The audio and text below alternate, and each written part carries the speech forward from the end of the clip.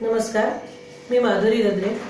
मी आज तुम्हाला सातूचं पीठ करून दाखवणार आहे। सातूचं पीठ हा पदार्थ मुख्यतः महाराष्ट्रामध्ये विदर्भ, मराठवाडा आणि खानदेशात केला जातो। हा उन्हाळ्यामध्ये खाल्ला जाणारा पदार्थ आहे। हा नाश्त्यासाठी एक उत्तम पर्याय ठरू शकतो। तेव्हा आता आपण याचं साहित्य आणि कृती बघूया।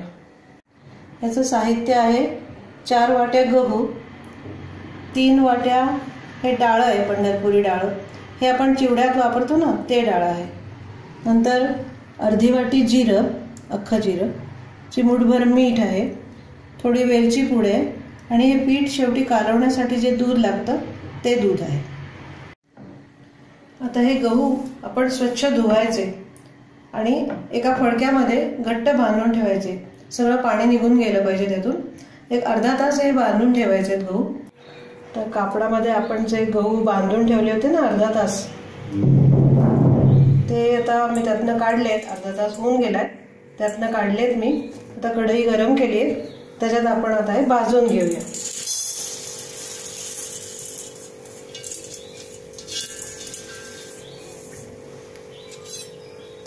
ओलावा आलाय गव्हाचा। आता ते कोरडे करायचे आपल्याला, सावकाश भाजायचं ते गहू खमंग।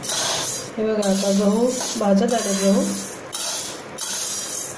थोडा रंग बदललाय, काळपट डाग पडले बारीक त्याच्यावर आणि कुरकुरीत झालेत ते आता। आता आपण हे काढून घेऊया आणि याच कढईमध्ये जिरं भाजून घेऊ।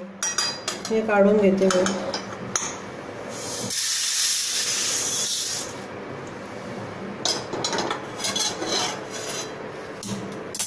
तर याच्यातच आपण हे अर्ध्या वाटी जिरं भाजून घेऊ।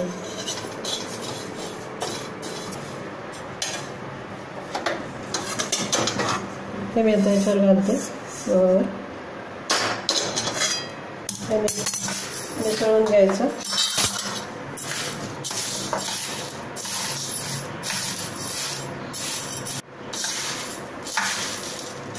आणि जरा कोमट होऊ द्यायचं, गरम आहे फक्त। कोमट झालं की हे दळून आणायचं आणि मग आपल्याला वापरायला घ्यायचं थोडं। आता हे गहू, डाळ आणि जिऱ्याचं मिश्रण दळून आणलंय मी। हे असं दिसतं। आता खायला देताना एका बाउलमध्ये थोडं पीठ घ्यायचं आहे।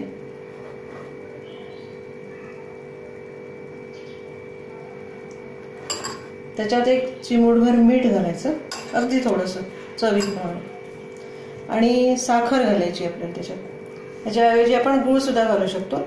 ही मी 2 टीस्पून साखर घेतली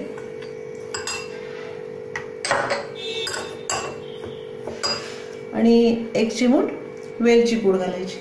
छान लागते याची चव। हे नीट मिसळून घ्यायचं सगळं आणि दूध घेऊन कालवायचं, थोडं थोडं दूध घालत।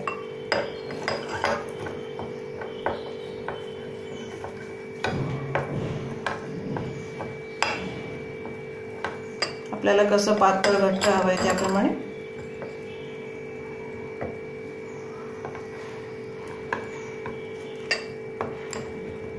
छान वास येतोय त्याचा खमंग। नीट करून घ्यायचं ते, त्यातल्या गुठळ्या काढून टाकायच्या। घट्ट हवं असलं तर आपण आणखीन पीठ घालू शकतो त्याच्यात।